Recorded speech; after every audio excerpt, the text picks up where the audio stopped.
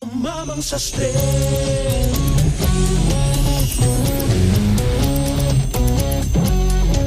Ayusin umamang sa stress. Hawak ng gulpin.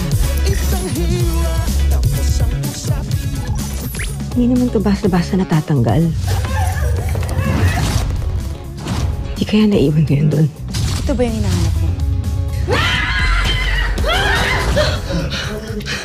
Pumunta ka siguro sa lamay bukas. Hinala ako. Hindi aksidente ang nangyari kay Tonet. Ano sabihin? Balik kasi ako doon sa lugar kung saan siya namatay. Nakita akong isang piraso ng ebidensya na maaaring naiwan. This is my sister-in-law, Marina, and her son, my condolences. Sorry na, istakla ako sa bag mo. Kaso parang kulang ng isang stack na ganito. I'm just gonna get a drink. Excuse me. Nasa ka buong araw kahapon ka? Sa mall ka ba? Yung sa mall kung saan aksidente si Tonet. Ikaw ang pumatay sa kapatid ko! Pinay mo ang kapatid ko! Ha? Gawin mo! Kapal na mukha mo! Pumunta ka pa rito para talagang makita mo! Magpalata yung kapatid ko! Ayos ako pumunta dito para makiramay. And they're gonna accuse me of such things? Enough! She's a family! She's accusing me of killing some girl that I don't even know! Dahil hindi bago sa pamilyang to ang pumatay ng tao. Para wala kaming ginawang tama! Hayaan mo na yun. Ang importante, alam natin kung ano iniisip ni Atoy. So what are you gonna do? Yung ebidensya. Kailangan maliis natin yun.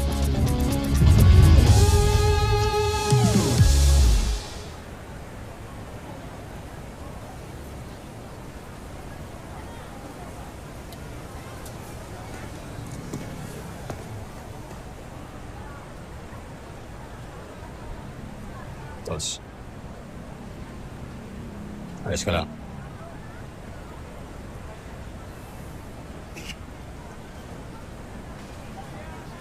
Nakita ko sa mga mata niya eh. Mukhang guilty talaga siya eh. Ano pa rin dapat sinakal yun? Pwede kang kasuhan nun eh.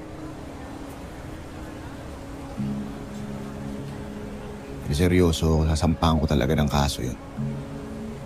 Base doon sa mga ebidensya mo. Tos. Malabo yan. Hindi pa rin sapat na ebidensya yun. Kung mas pinagtataka ko, sakaling totoo mo, kung anong motibo niya.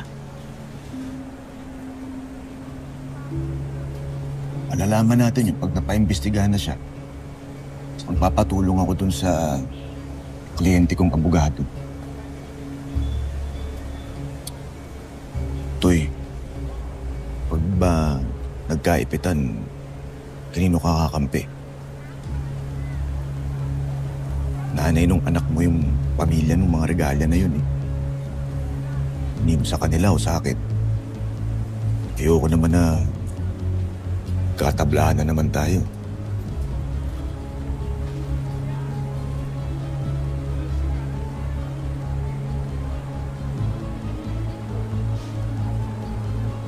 Basta doon tayo sa tama.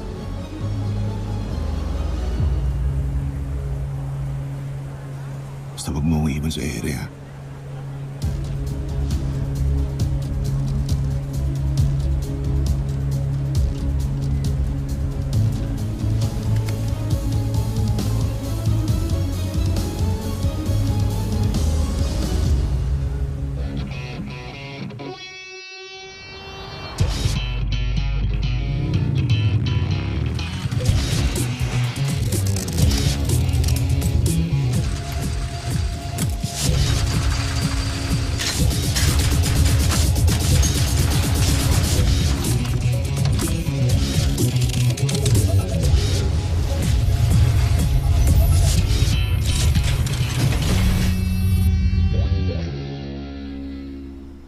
Do you fairly believe na guilty si Martina for the death of that girl? Base lang sa informal investigation ni Atoy. Dad, kilala mo si Atoy. Tracker siya. He knows what he's doing. That's true. But we both know that Atoy is biased against Red. Dahil nag-away na sila dati. Paano kung nagkamali lang pala siya?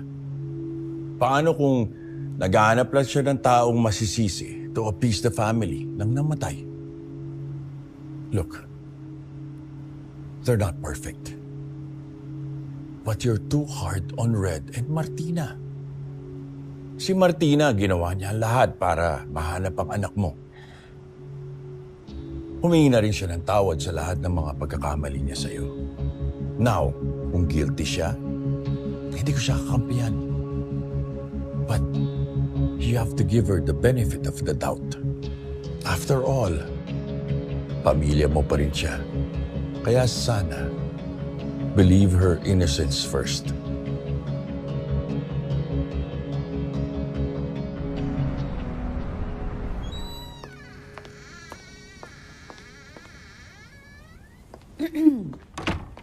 Hi, Miss Audrey. Ria po, sekretary ni Ma'am Martina. May breakfast meeting po kami.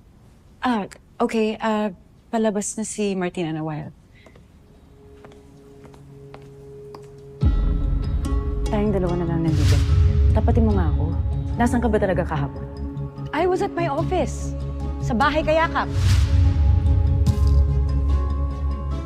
Ria, right? Opo. Nasa office ba si Martina nung isang araw? Around 12 p.m. onwards? Opo. Sigurado ka? As in, nagkita kayo? Opo, ma'am. Actually, nagpabili pa nga po siya ng lunch. May picture po ako na kita po siya sa background. Yep.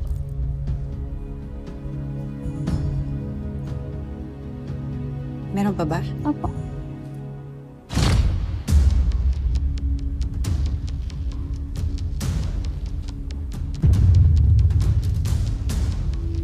Ma'am, ready ko lang po yung ipe-present ko. Sige.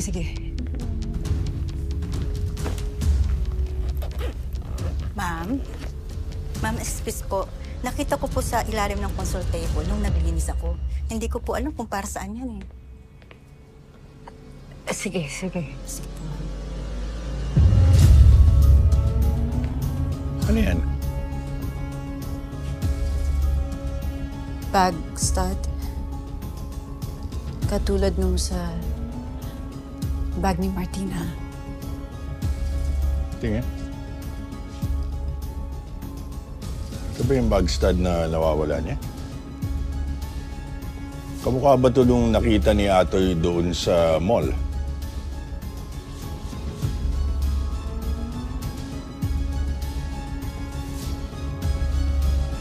Sir, ako na lang po kayo magbibigay kay Ma'am Martina.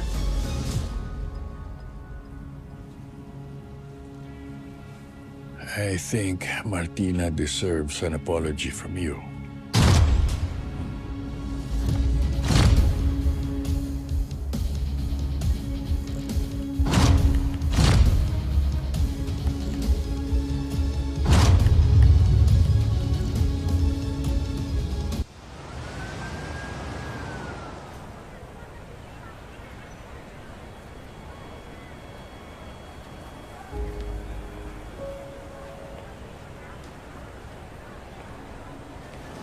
Kumusta si Emerson? Ito, basta. Kausap ko na nga si Martina. So, magsasampa talaga ng kaso daw si Evans. Alam mo, nung una, akala ko talaga na involved si Martina. Kaya hindi ko siya pinagtanggol nung pinagtulungan mo siya. But now I really think I was wrong.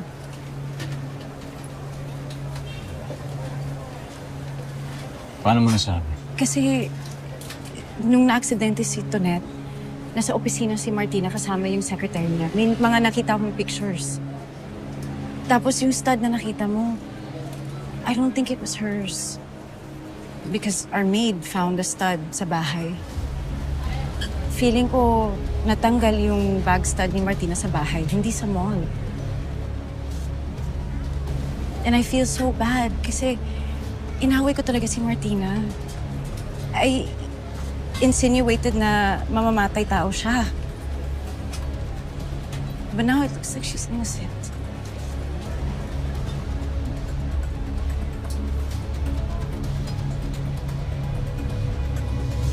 Are you sure naniwala siya na nasa office ako? O naman, ma'am. Pinakita ko nga yung selfie habang abala ka sa work. As background, that's the magic of AI. See? Very good, Ria. Ma'am, dagdag sahod ko promise mo yun. Oo naman. Basta loyal ka sa akin.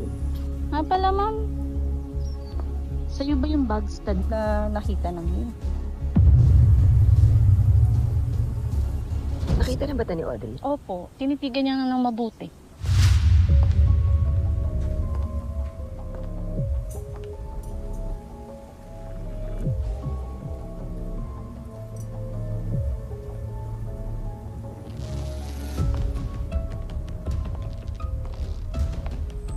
Manang, Ma'am? naalala mo yung paborito ka na bag na may mga parang bakal na design? May natanggal kasi ng isa. Pag nakita mo, sabihin mo naman ako. Or pwede mo ibigay kay Audrey kung hindi mo ko mahanap. Opo, ma'am. Thank you.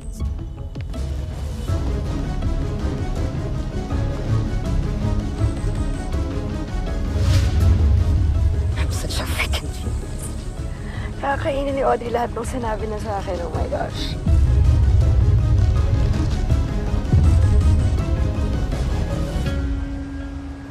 Ito yung nakita mo sa scene of accident, right? Yes, attorney. Sakto po yan dun sa nakita namin na dala ni Martina. Kaya hindi ho niya may kakaila. Okay, highly suggestive, but it does not rise to the level of establishing criminal liability. Suspicion alone is insufficient. Kung wala tayong clear and convincing proof of intent and unlawful conduct, no crime can be legally imputed. Oh? Emerson, pwede ka magsampa ng kaso laban kay Martina Regalia. Pero, malabong-malabo na manalo ka unless may eyewitness or you can prove na exclusive lang kay Martina ang perfume na naamoy ni Atoy at ang stud ng bag na to. Kasi, tignan mo ha.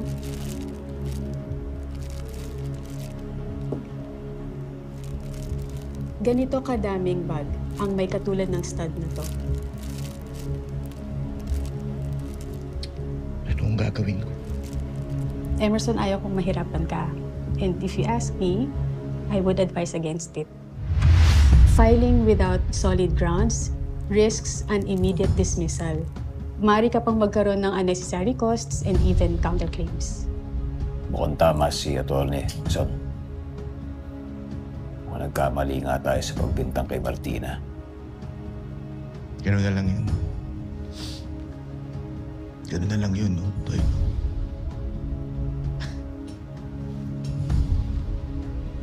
Sana hindi mo sinabi sa akin.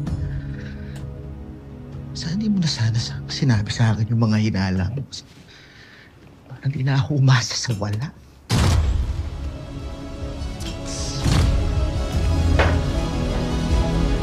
Son.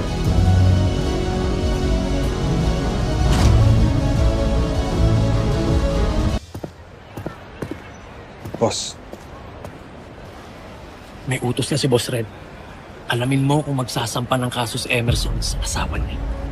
Boss, kapag ka ba tinuloy ni Emerson ang reklamo niya, ano ba mangyayari sa kanya? Hindi matatalo lang siya. Pero malupit. Magalit si Boss Red. Baka isunod na si Emerson sa kapatid niya. Matatalo pala siya eh.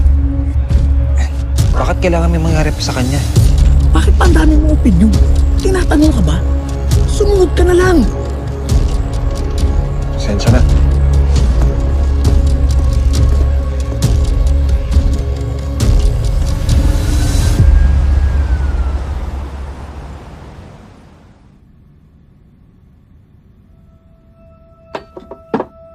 Paano mo yung kakainin to? Kasalanan mo rin to eh. Kasalanan mo to kasi kung di ako nagplanong kumain ng lechon. Nung araw na yun, baka wala si Tonet sa mall. Baka nandito pa siya kasama ko. Ngayon.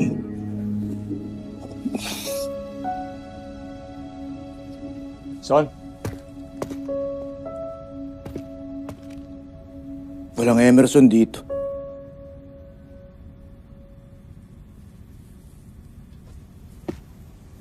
Mukhang wala nga. Mukhang wala nga yung kaibigan kong masiyahin. Kaibigan kong pogi, tsaka masyado masungit. Oh. May resibo dun sa coffee shop. Hinabanong ako na muna. Walk out ka kasi. Mas bayaran mo ako, ah.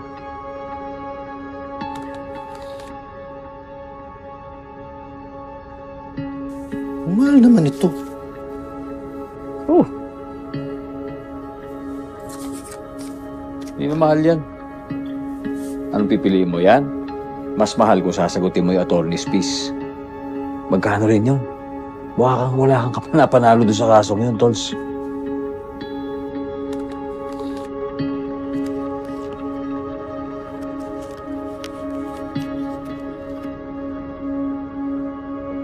Kala ko ba ilalaban natin to, Tol?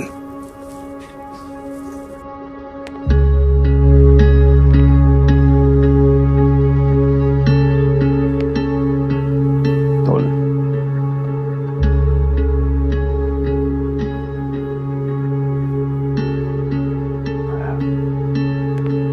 Mukhang mahina talaga yung ebidensya natin. Malaban sa papa ko. Saka sa bag ni Martina. Nakausap ko si Audrey. Sinabi niya na nasa opisina daw talaga si Martina. Nung nangyari yun, may ebidensya sila. Wala siya sa mall. At yung stud sa bag, nakita silang stud sa bahay. Tol, sorry. Kamali ako, Tol. Kamali ako ng kalkulasyon.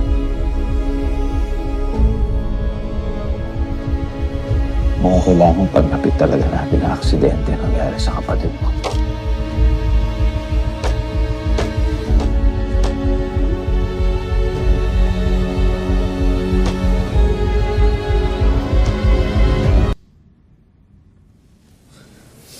Son, may punto si Atoy. Alam mo, hindi naman talaga natin kung bakit ganun nangyari sa kapatid mo eh. Pero sigurado ako, ayaw niya, nagagalit sa isang taong inosente naman.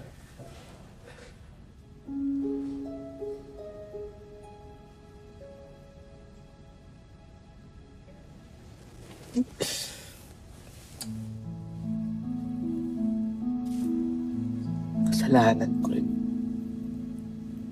Pero di ko matanggap na kasalanan.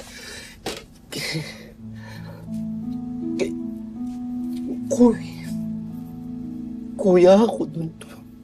Kuya ako. Di ba ako dapat yun ipoprotekta? Alam niyo yun eh. Alam niyo yun. Well, pare, andito na ako. Wala akong nagawa, pare.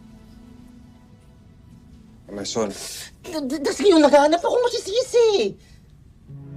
Pare, pati lechon gusto kong pagdiskitahan. Wala nga sinisisi yung sarili mo. Ano ka ba? Son, isipin mo na lang na mabuti nakasama mo. Mabuti nagkaayos pa kayo ng kapatid mo. Oo nga. Salamat. Salamat. Parang kayo na yung mga kapatid ko dito. Mahal ko kayo, hindi lang halata. Salamat. Okay, salamat. Kayo na mga kapatid ko. Makakamukha naman tayo. Lamang lang ako ng 2 paligo, pero...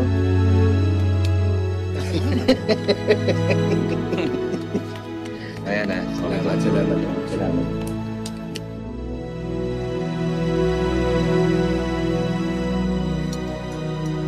Nung hindi ko lang alam na kay Tonet ang mga damit na to, isipin ko, sa'yo to eh.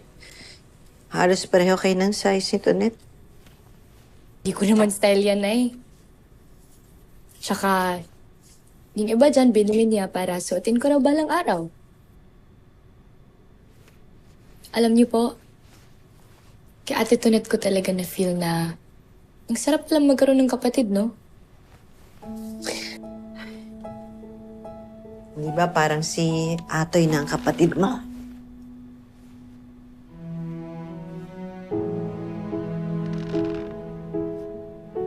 Pero, iba pa rin yung babaeng kapatid, man.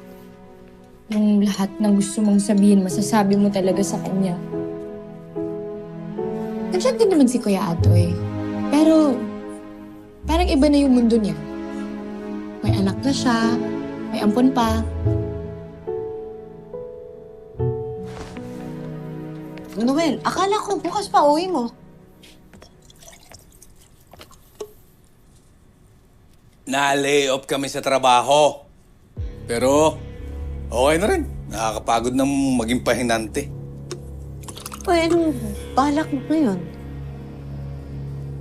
Wala. Magpapahinga. Relax. Sapat na naman yung perang kinikita mo doon kay Atoy, di ba? Oh, tapos may border pa tayo sa taas. Oh, ay didagdagan mo na lang yung renta niya.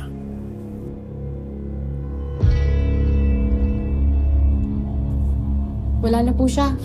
Eh, gaga pala yun eh. Umalis? Hindi pa siya nakakabayad nung huling buwan? Patay na po. Walang yan naman. Pag minamalas ka naman talaga, oo. Carla, bili mo muna ako ng beer. 3 beer, ha? Sita, bigyan mo ng pera to, pambili. Ha? Pambili ng beer, bigyan mo ng pera. Bingi ka?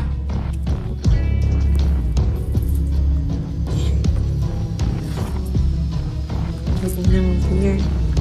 Oh. Magkano ba dapat? Bilisan mo naman. Magtitingin na lang kayo. Kasya na siguro yan. Oh.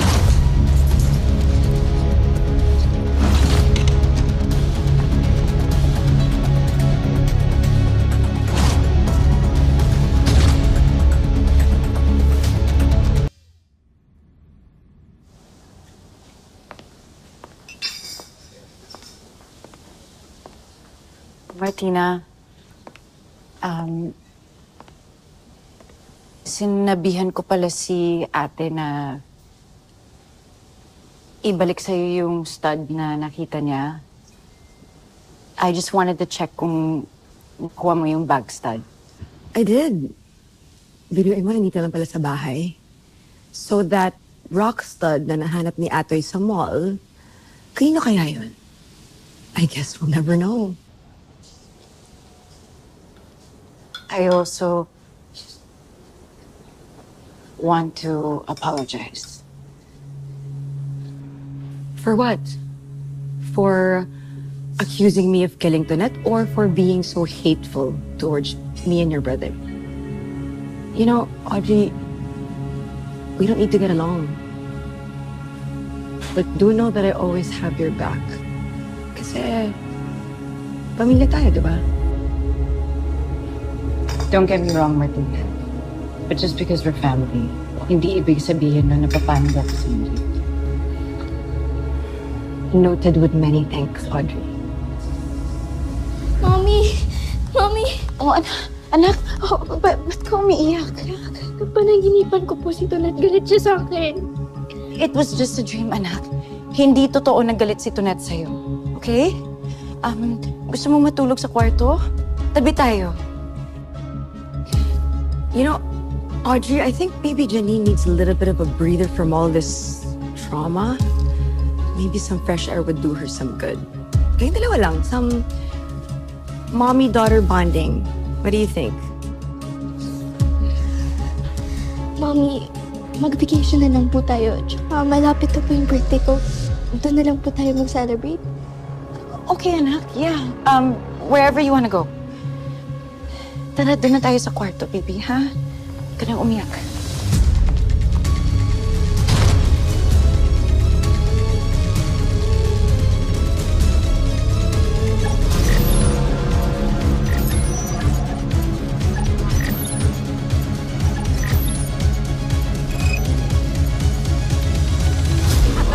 Ano ba?